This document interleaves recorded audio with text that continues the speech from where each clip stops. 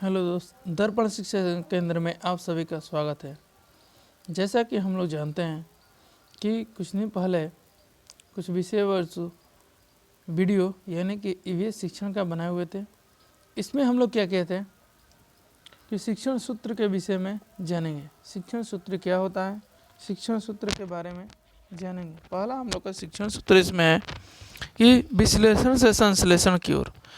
विश्लेषण से संश्लेषण की ओर में क्या होता है, ठीक है, इसके बारे में हम लोग जानेंगे। तो पहले हम क्या करते हैं कि पढ़ाई जाने वाली विषय वस्तु के तथ्य के विषय में व्यापक जानकारी देना चाहिए। विश्लेषण में क्या करना चाहिए कि पढ़ाई जाने वाली विषय वस्तु के तथ्य के विषय में जानकारी देना चाहिए और उसके उपरांत उन तथ्यों को संयोजित कर संश्लेषित करना चाहिए, अर्थात किस विषय वस्तु पर व्यापक रूप से चर्चा करके उसका सारांश प्रस्तुत करना चाहिए। जैसे हम लोग देखते हैं जंगल के दोहन यानी कि कटाई से होने वाले नुकसान के विषय में व्यापक रूप से चर्चा करें। यह सारांश प्रस्तुत किया जा सकता है। इसके बाद कि जंगल पर्यावरण में संतुलित बनाए रखने के लिए अति आवश्यक है। इसका एग्जाम्पल दे सकते हैं। विश्लेषण का मतलब ये हुआ हम लोग का कि उसके विस्तार के बारे में पहले बताएंगे कि जंगल से होने वाली क्या क्या, जब कटाई हो जाएगी जंगल से तो क्या क्या हानियाँ होती हैं, क्या क्या प्रदूषण फैलेंगे, उसके बारे में नुकसान के बारे में बताएंगे, ठीक है।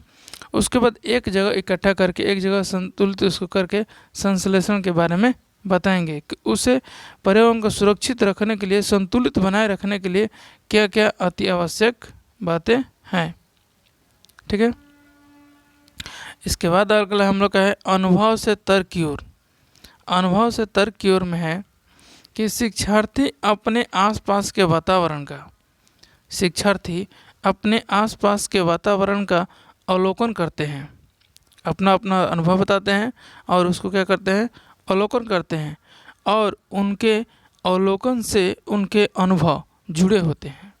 क्या अवलोकन से उनके अनुभव क्या होते हैं, जुड़े होते हैं, और इस अनुभव के उनके अपने अपने क्या होते हैं, तर्क होते हैं।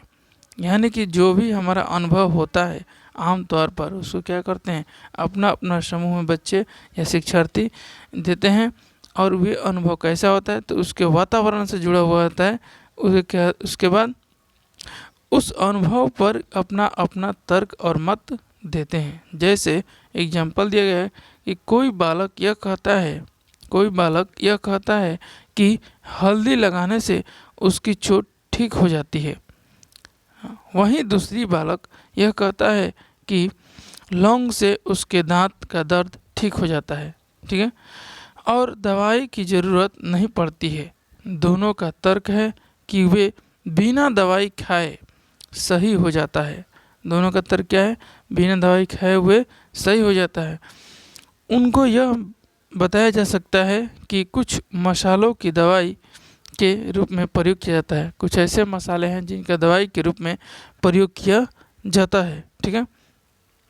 कहने का अर्थ ये है कि दो चार बालक हैं, उनको समूह में वार्तालाप कराया जा रहा है, तो अपना अपना अनुभव को वहाँ पर बता रहे हैं, और उसी अनुभव से क्या कर रहे हैं, एक जो है दर्द के बारे में दवाई के, कोई लौंग के बारे में बता रहे हैं, कोई हल्दी लगाने से चोट खत्म होती है, यानी अपना अपना अनुभव सब लोग बांट रहे हैं।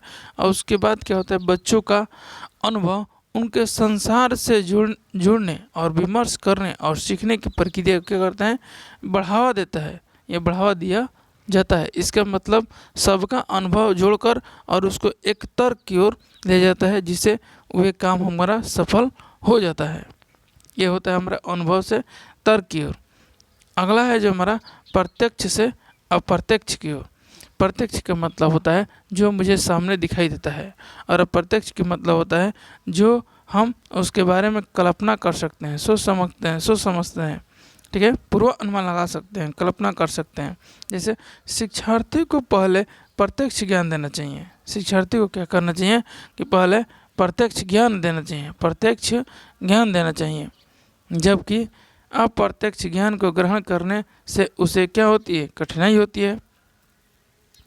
जैसे ग्रहों या उपग्रहों के विषय में पढ़ाने से पहले, ग्रहों या उपग्रहों के विषय में पढ़ाने से पहले शिक्षार्थी को तारों या सूर्य चंद्रमा के विषय में पढ़ाना चाहिए, क्योंकि सूर्य और तारा चंद्रमा दिखाई देते हैं सामने। जब हम लोग देखते हैं तो सूर्य को देख सकते हैं दिन में, हाँ नहीं देख सकते हैं, चंद्रमा को देख सकते हैं रात में, और तारे को भी देख सकते हैं रात में। लेकिन इसके अलावा हम लोग ग्रह उपग्रह को नहीं देख सकते हैं, यानी ग्रह उपग्रह को हम क्या कर सकते हैं, कल्पना कर सकते हैं।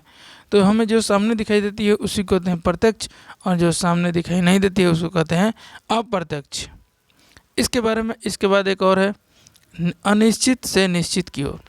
कहा जा रहा है इसमें कि बालक को ज्ञान होता है, बालक को ज्ञात होता है कि पर अनिश्चित और अस्पष्ट। बालक जब घर से आता है सीखकर तो उसे ज्ञात तो होता है, उसे जानकारी तो होती है, लेकिन अनिश्चित होती है और अस्पष्ट होती है।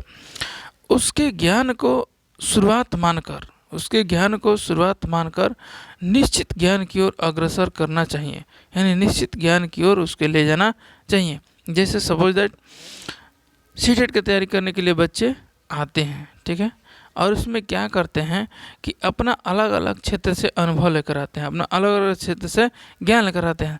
तो ज्ञान तो होता है उनका, जैसे मान लीजिए कोई ग्रुप डी से तैयारी कर रहा है, कोई एसएससी तैयारी कर रहा है, कोई बैंक तैयारी कर रहा है, तो एसएससी जीडी तैयारी कर रहा है, फिर पुलिस तैयारी कर रहा है, मैंने अलग अलग अपना ज्ञान को लेकर आते हैं। लेकिन विज्ञान कैसा होता है, अनिश्चित होता है और अस्पष्ट होता है, ठीक है। जब उन्होंने आए यहाँ पर सीटेट की तैयारी के लिए तो उनका ज्ञान हो गया निश्चित। इसका मतलब कि निश्चित है कि हमको सिर्फ वह सीटेट का ही तैयारी करना है। तो उनके पूर्व ज्ञान को एक आधार मानकर, एक शुरुआत मानकर उन्हें सीटेट के निश्चित ज्ञान की ओर लेकर अग जाएंगे या अग्रसर होंगे। यही होता है हमारा निश्चित, अनिश्चित से निश्चित की ओर। अब कह रहा है आगमन विधि, इसमें थोड़ा जानते हैं आगमन विधि में क्या होता है। इस विधि में पहले कई सारे उदाहरण बताए जाते हैं और तत्पश्चात एक निष्कर्ष बताया जाता है। बहुत सारे एग्जाम्पल उदाहरण दिए जाते हैं, उसके बाद एक निष्कर्ष निकाला जाता है। इस विधि के द्वारा ज्ञान को अस्थायी रूप से ग्रहण किया जा सकता है। कौन सी विधि में, आगमन विधि में। क्यों, क्योंकि इसमें से बहुत सारा एग्जाम्पल उदाहरण दिए प्रस्तुत किया जाता है।